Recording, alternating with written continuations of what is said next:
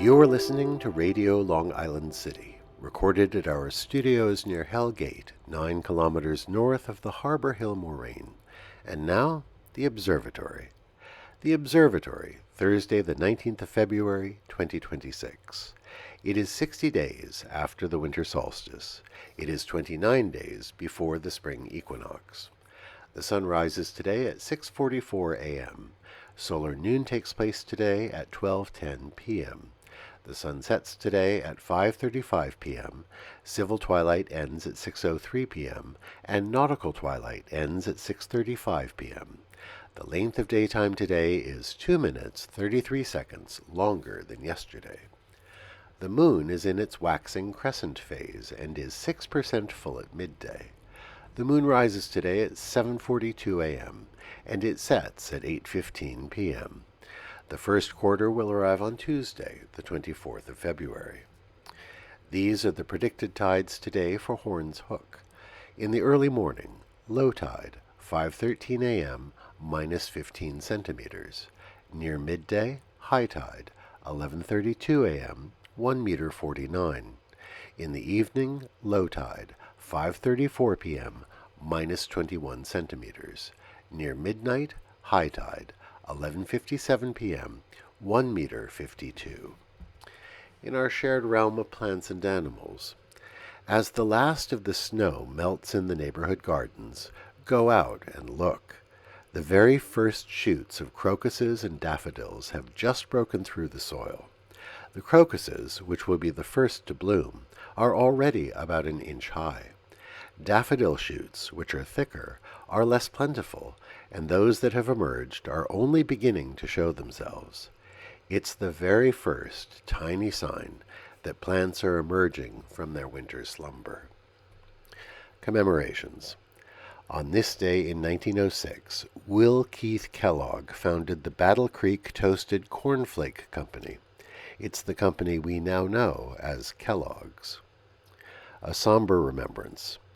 Today is the anniversary of President Franklin Delano Roosevelt's 1942 order that consigned all Japanese Americans on the West Coast to be interned in camps. Consider the families uprooted. Consider the properties, businesses, and livelihoods lost. And consider what happens when an entire ethnic group is punished without any kind of due process or evidence of individual wrongdoing. Who today might be targeted in the same manner? On this day in 1953, the Georgia Literature Commission was established with the mission of censoring books it considered indecent. Predictably, it banned The Catcher in the Rye, but most of its efforts regarded trashy dime store paperbacks. For instance, Peggy Swan's book, Campus Lust, was banned. Its cover blurb announced, "An outing turns orgy when the campus queens and queers party."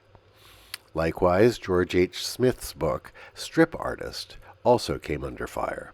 Its cover announced, "Like the lustful female animal she was, the less she had on, the more natural she looked." 20 years later, its efforts to protect public morals had become something of an embarrassment. Governor Jimmy Carter of Georgia defunded the commission, and when its remaining members died in office, they were not replaced. On this day in 1968, the children's program, Mr. Rogers' Neighborhood, first aired on national educational television. Fred Rogers had developed many elements of the show in an earlier iteration aired on the Canadian Broadcasting Corporation. In 1968, the show as we know it was born.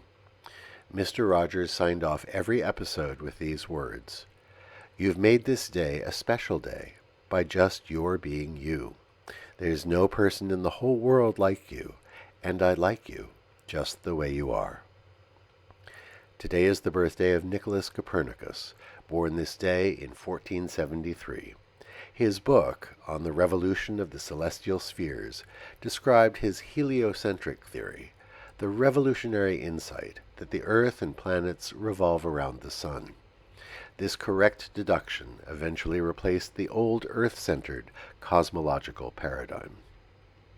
And that is the Observatory, Thursday the 19th of February, 2026.